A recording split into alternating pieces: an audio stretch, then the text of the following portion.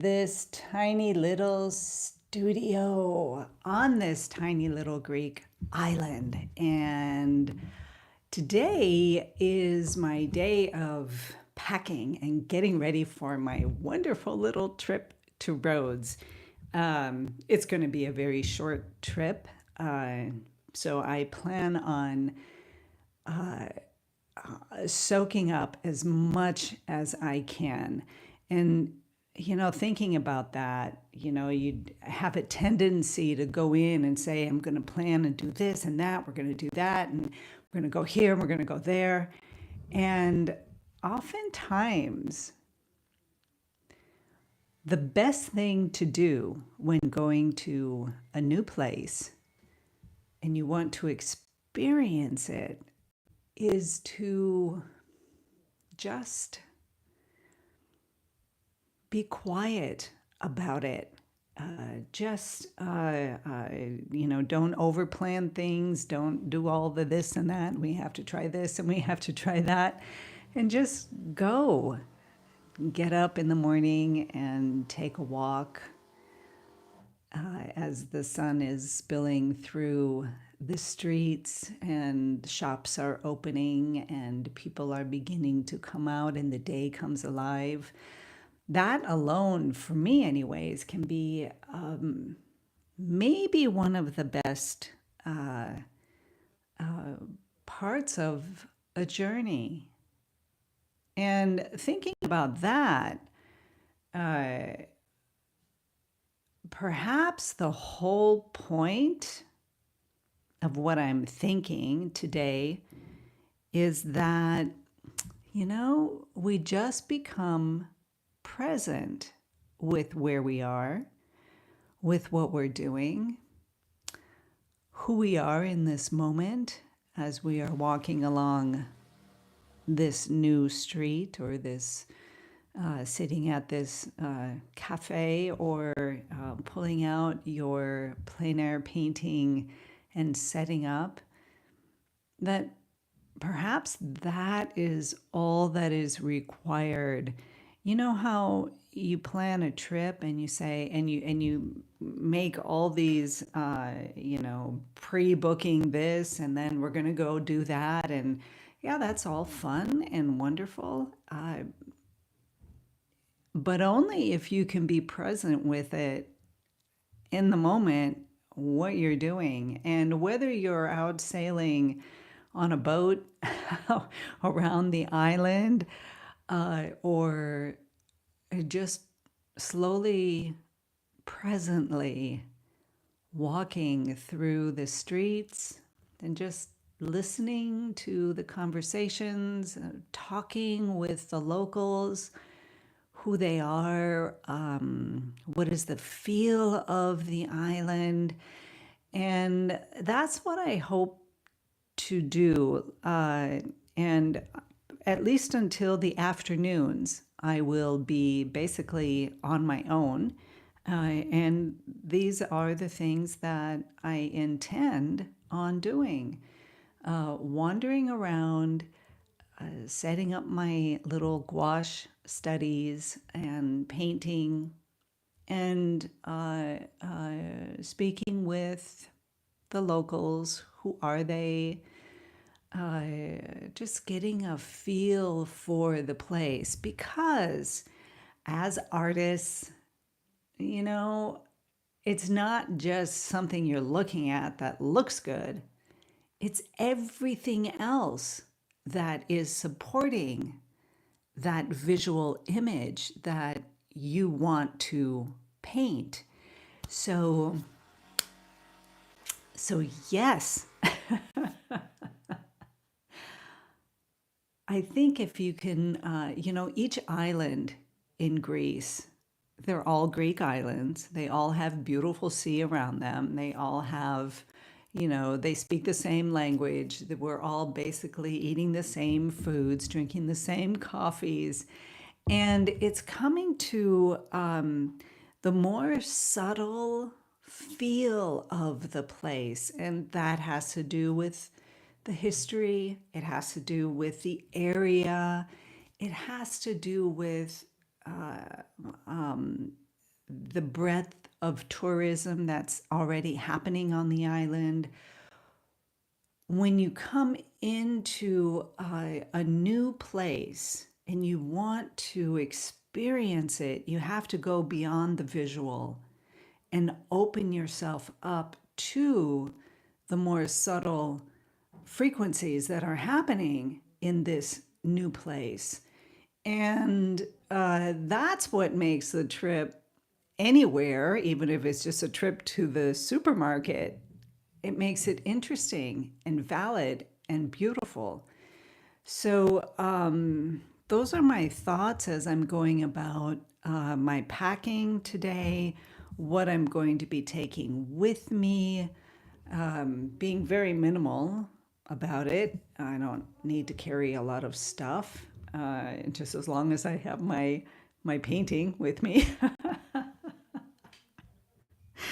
So, so we'll see. I want to get a feel for the island. Much of what I'll be doing, my plein air sketches in gouache, while I'm in Rhodes, will be small, like these little thumbnail kinds of things.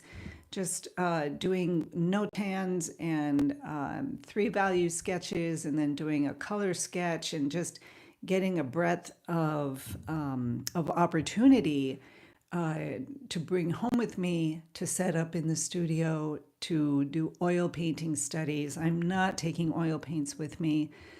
It's only really a 2-day trip.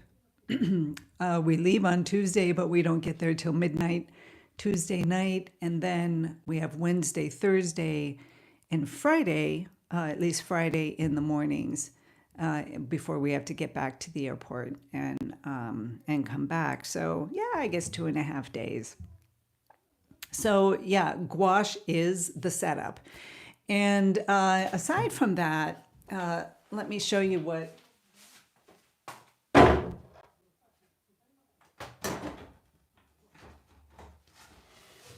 Oops.